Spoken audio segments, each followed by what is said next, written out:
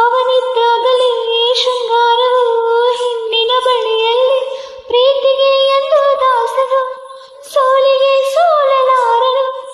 ಅವನಿಗೆ ನಾನನ್ನೇ ತಂದೆ